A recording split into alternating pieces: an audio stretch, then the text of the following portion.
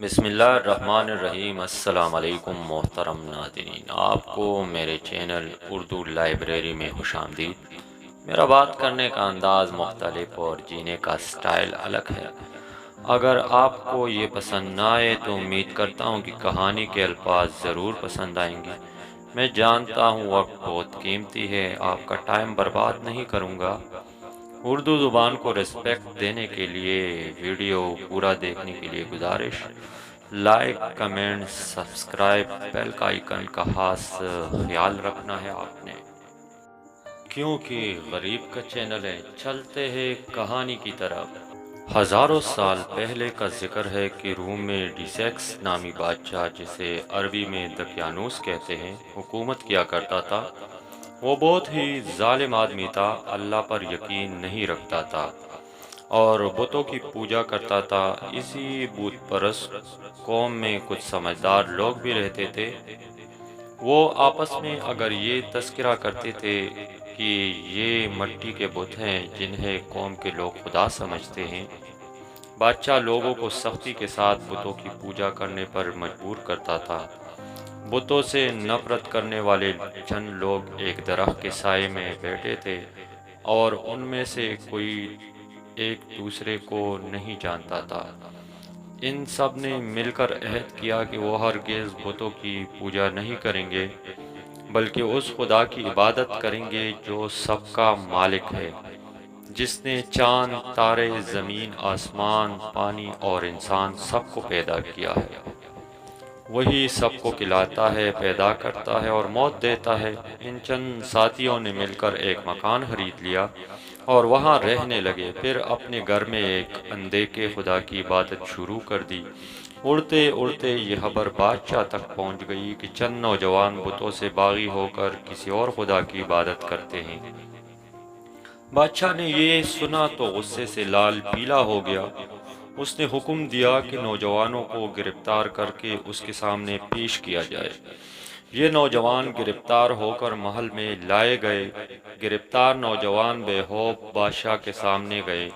بادشاہ نے ان سے کہا، میں نے سنا ہے کہ تم قوم کے خداؤں کو برا بھلا کہتے ہو اور ایک ایسے خدا کو مانتے ہو جسے کبھی آنکھ سے دیکھا بھی نہیں۔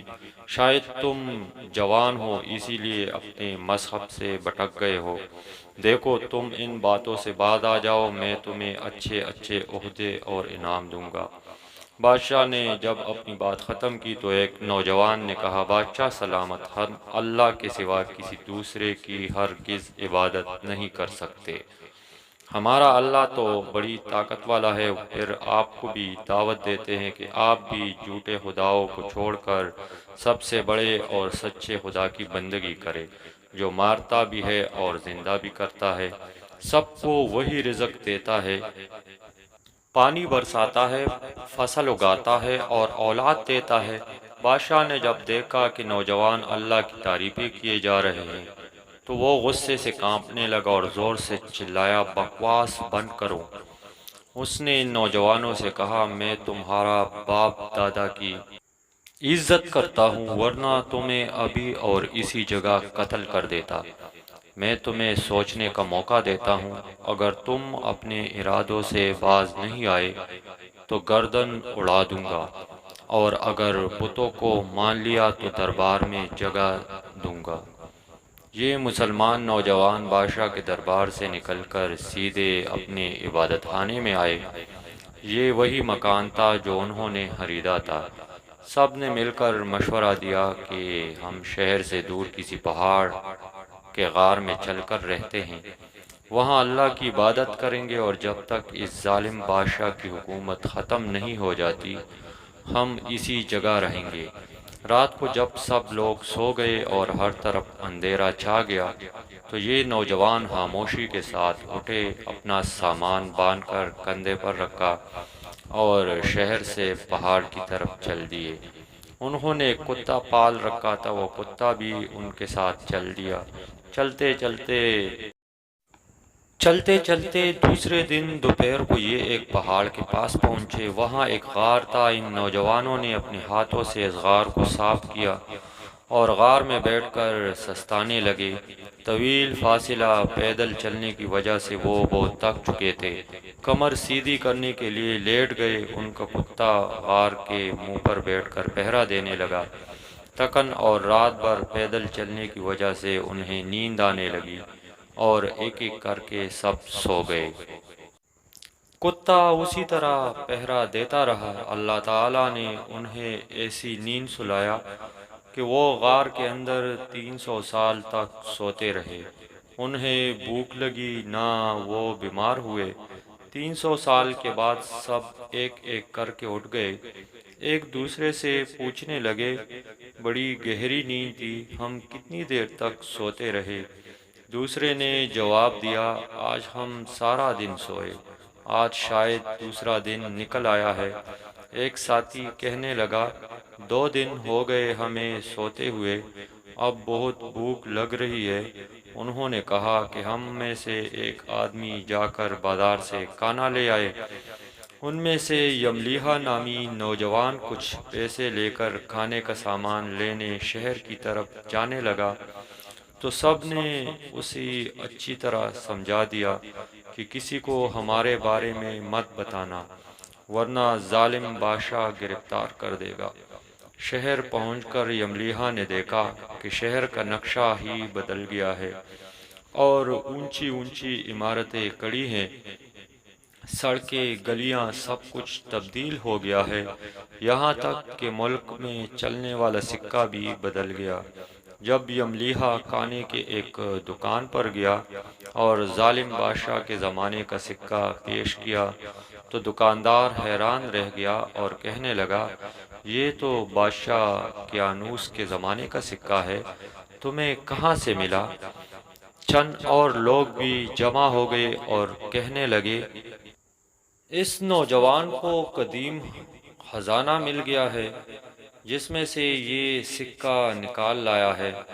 نوجوان حیران و پریشان لوگوں کو سمجھانے لگا کہ میرے پاس کوئی خزانہ نہیں ہے، یہ میرا اپنا سکہ ہے، لیکن لوگوں نے اسے پکڑ کر بادشاہ کے سامنے پیش کر دیا۔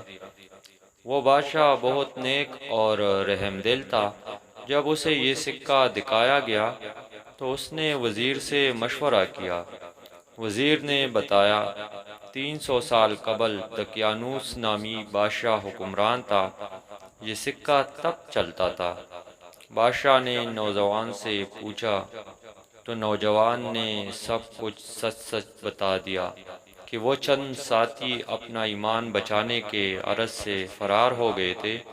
بادشاہ ساری کہانی سن کر حیرت زدہ رہ گیا، کیونکہ اللہ تعالیٰ نے ان نوجوانوں کو 3 صدی تک سلائے رکھا۔ اس عرصہ میں کئی بادشاہ تبدیل ہو گئے تھے۔ یملیحہ نے بادشاہ سلامت سے اجازت لی اور اپنے ساتھیوں کے پاس چلا گیا۔ ساتھیوں سے مل کر اس نے سارا حیرت انگیز واقعہ سنایا اور بتایا کہ بادشاہ بھی مسلمان ہیں۔ ابھی وہ اپنے ساتھیوں کو یہ باتیں بتا ہی رہا تھا کہ بادشاہ خود اپنے حفاظتی عملے کے ساتھ غار تک پہنچ گیا۔ سب ساتھیوں نے مل کر بادشاہ کا استقبال کیا۔ کچھ دیر بادشاہ ساتھ رہ کر رخصت ہو گیا۔ وہ سب ساتھی غار کے اندر چلے گئے اور اللہ کے حکم سے سب کے سب انتقال کر گئے۔ سب لوگ کہنے لگے کہ اللہ تعالیٰ 300 سال تک بغیر کھائے پیے انہیں سلا کر دوبارہ اٹھا سکتا ہے تو مرنے کے بعد بھی اپنے بندوں کو قیامت کے دن زندہ کر دے گا۔ تو دوستو، یہ تھی آج کی ایک سچی اور چھوٹی سی کہانی۔ باقی آپ کو تو سٹارٹ میں ہی بتایا تھا کہ غریب کا چینل ہے، کچھ خیال رکھیے گا۔ اللہ نگہبان۔